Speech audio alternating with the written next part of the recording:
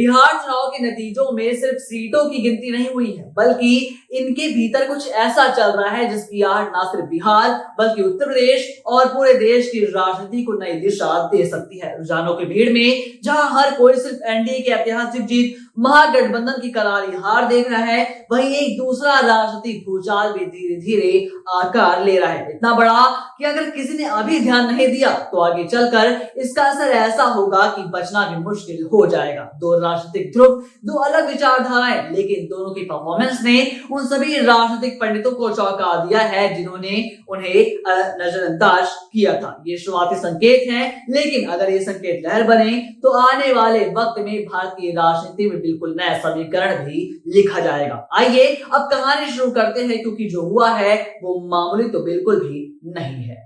सबसे पहले बात करते हैं बहुजन समाज पार्टी की। बिहार में बहन जी ने सिर्फ कैमूर जिले के भभुआ में एक रैली की, लेकिन देखें तो मानो कि पूरा कैमूर हिल गया। रामगढ़ सीट पर बीएसपी के सतीश यादव जीत की दहलीज पर खुशी की मिठाई खा रहे हैं। उन्होंने 30 वोटों से जीत भी हासिल कर ली है। चैनपुर में बीएसपी तीसरे नंबर पर 40,000 वोटों के साथ रही, वहीं मोहनिया में 32,000 वोट भी बटोर लिए गए। भभुआ में 39,000 वोट मिले। ये सभी आंकड़े दिखाते हैं कि बीएसपी की जड़ें बिहार में तेजी से फैल रही हैं। भले ही बिहार में बसपा को एक सीट मिली हो, लेकिन इसके सियासी समीकरण कुछ और कहानी कहते हैं। ये वही वजह है, या फिर ये कहे कि ये वही बीएसपी है जो 1984 में जन्मी, 1989 में 3 सांसद लाई और 1995 में यूपी की सत्ता तक पहुंच गई। जो पार्टी गुमनाम लगती थी वही अचानक फीनिक्स की तरह उठकर मैदान बदल देती है। कैमूर की झांकी बता रही है कि बीएसपी के उदय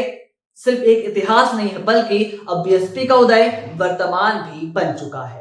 असदुद्दीन ओवैसी की पार्टी एआईएमआईएम का प्रभाव भी सीमांचल के इलाकों में आज भी वैसा ही दिखा जैसा साल 2020 के चुनाव में देखने को मिला था। यही वजह है कि मोदी और नीतीश की सुनामी में भी ओवैसी अपने क्षेत्र और प्रभाव को बचाए रखने में पूरी तरीके से कामयाब हो गए। ये वही सीटें हैं जिसकी मांग ओवैसी की पार्टी ने चुनाव से पहले महागठबंधन से की थी, जो कि हाट से एआईएमआईएम के मुर्शिद आलम, बहादुरगढ़ से तौसीफ आलम, कोचा धामन से सरवर आलम, आमौर से अख्तरुल ईमान, बायसी से गुलाम सरवर जीत गए हैं। जी हाँ, एआईएमआईएम सीमांचल के उस हिस्से में अपने प्रभाव को बनाए रखने में कामयाब रही जहां मुस्लिमों की आबादी सबसे ज्यादा है। इसके साथ ही ओवैसी ने तेजस्वी से 2020 का बदला भी ले ही लिया है। ओवैसी का वोट बैंक तेलंगाना से निकलकर महाराष्ट्र, यूपी होते हुए फिर बिहार में अब अपनी जड़ें जमा चुका है। उनका तर्क ये भी है कि हम मुद्दों पर बोलते हैं, इसलिए चरमपंथी कहे जाते हैं। इन नतीजों ने ये तो साफ कर दिया है कि मुस्लिम समाज अपनी अलग राजनीतिक आवाज चाहता है, और वैसे ही उस आवाज का सबसे बड़ा चेहरा बने हुए हैं। अब बात करते हैं असली तस्वीर की। बीएसपी प्लस एआईएमआईएम का संभावित कॉम्बिनेशन ये सिर्फ बिहार तक सीमित नहीं है, बल्कि इसका असर अब यूपी में भी दिखाई दे सकता है। यूपी में दलित 21% और मुस्लिम 19%, मिलाकर 40% का वोट बैंक खड़ा है। 403 में से 143 सीटें ऐसी हैं जहां मुस्लिम निर्णायक भूमिका निभाते हैं, जिनमें 73 सीटों पर उनका वोट बैंक 30% से अधिक है।